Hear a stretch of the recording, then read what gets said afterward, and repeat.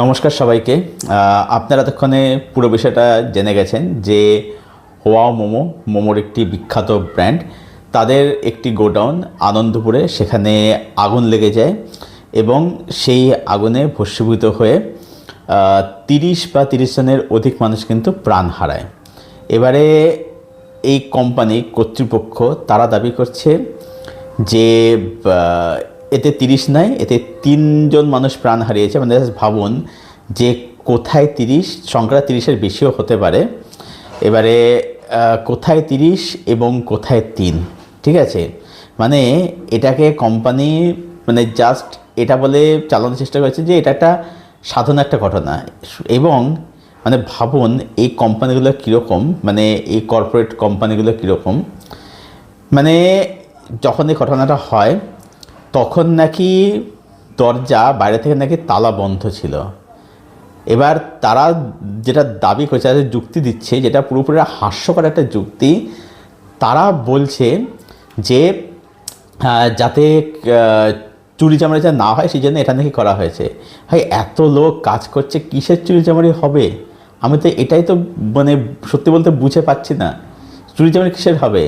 ব্যাপারটা হচ্ছে যে প্রথম কথা হচ্ছে এইসব কোম্পানিতে কোনো সিস্টেম থাকে না, ঠিক আছে? কোনো ওয়ার্কিং ক্লাস, কোনো মা বাপ বলে কিছু নেই।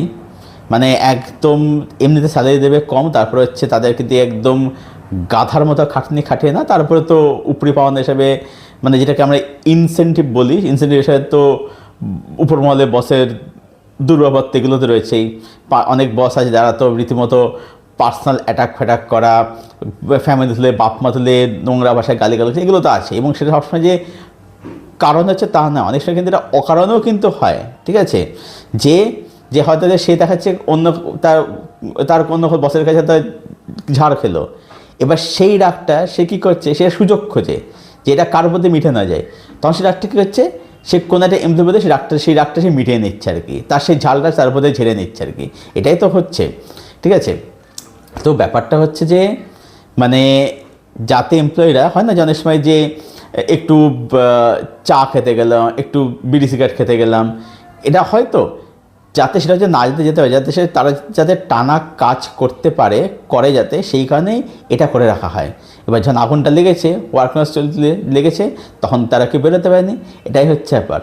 দেখুন ব্যাপারটা হচ্ছে যে আমি নিজেও কর্পোরেট সেক্টরে জব করে এসেছি। এবার দেখুন আমি যাদের সাথে কাজ করেছি, আমার বসেরা কিন্তু অনেক বেশি সাপোর্টিভ ছিল। হ্যাঁ, আমি তাদের কাছে ঝাড় খেয়েছি, বকা খেয়েছি, কিন্তু এক জিনিস কি, তারা কিন্তু আমার প্রতি বা আমার সময় যারা এমপ্লয়ি যারা ছিলেন বা আছেন, তারা কিন্তু মানে খুব উপকৃত হয়েছে।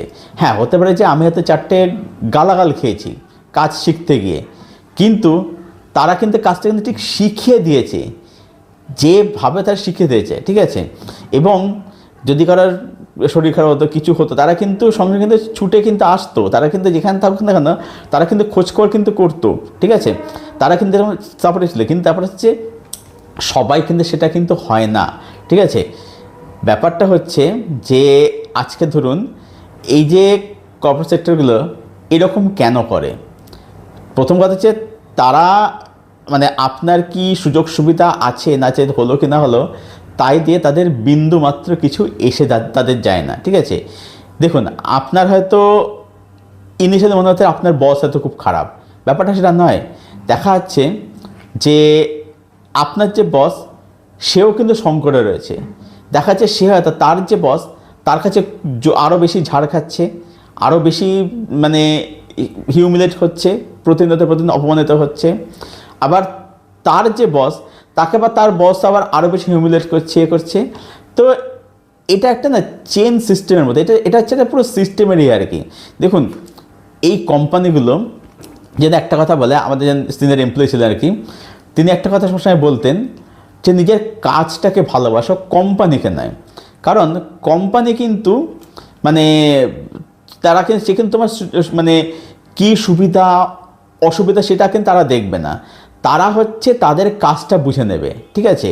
কিন্তু কাজটা মানে কাজটাকে ভালোবাসলে, কাজটা শিখলে, সেই কাজটা করে তুমি তোমার স্যালারিটা হবে, যে স্যালারিতে তোমার নিজের মতো তোমার পরিবারের পেটটা চলবে, ঠিক আছে। এবার ব্যাপারটা হচ্ছে কেন এটা করে কোম্পানিগুলো, কেন এরকম করে থাকে, এই যে এত দুর্ব্যবহার, এই যে এত হিউমিলিয়েশন, ঠিক আছে, এই যে যেগুলো হয়ে থাকে আর কি, বা এই যে ইচ্ছামতো স্যাক করে, এগুলো কেন করে থাকে? তার কারণ হচ্ছে এই কোম্পানিগুলো যে হচ্ছে সুযোগ নেয়। তারা জানে যে এখন মার্কেটে আনএমপ্লয়মেন্ট চলছে মারাত্মকভাবে, তার হার, তার পার্সেন্টেজ সেটা খুব মারাত্মক লেভেলের।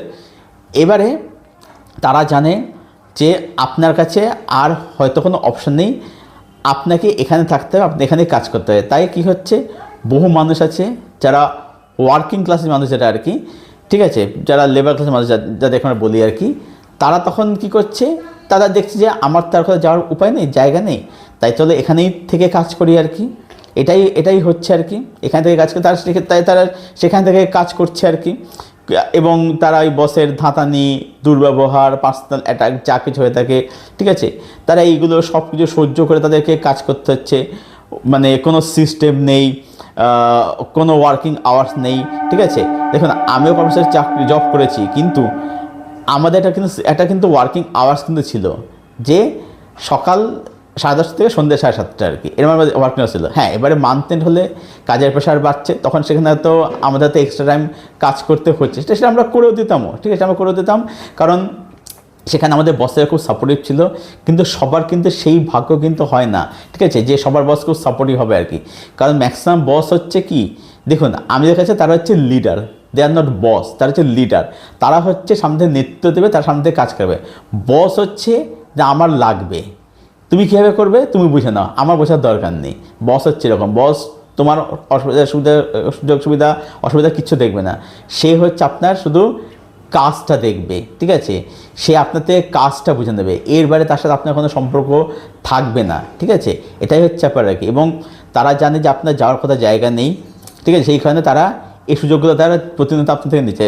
এবং বাধ্যে মানুষকে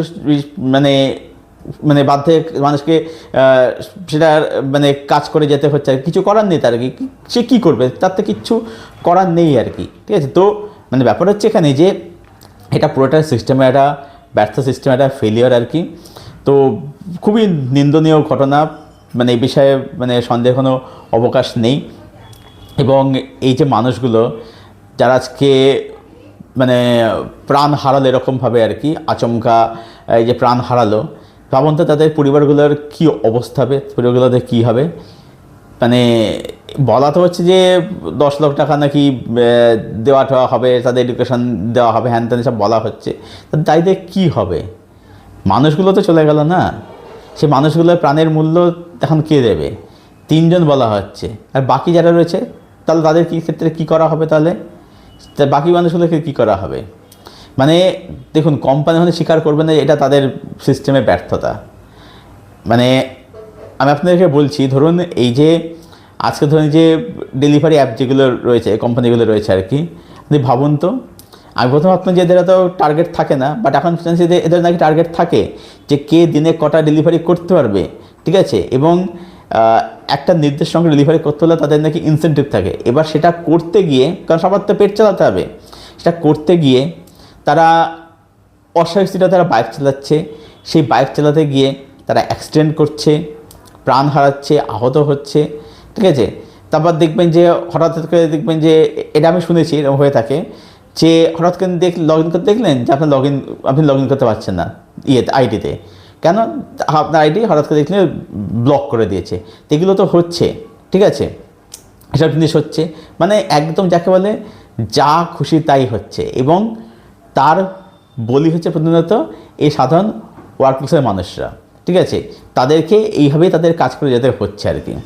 তো মানে খুবই নিন্দনীয় একটা খবর, নিন্দনীয় একটা বিষয়। এবং মানে সত্যি কিছু বলার নেই আর কি। এটুকুই বলতে পারি যে যারা প্রাণ হাতে চলে গেছেন তাদের জন্য তাদের আত্মার শান্তি কামনা করি। আপনাদের কি ওপিনিয়ন এই বিষয়টাকে কেন্দ্র করে সেটা অবশ্যই জানাবেন কমেন্ট করে।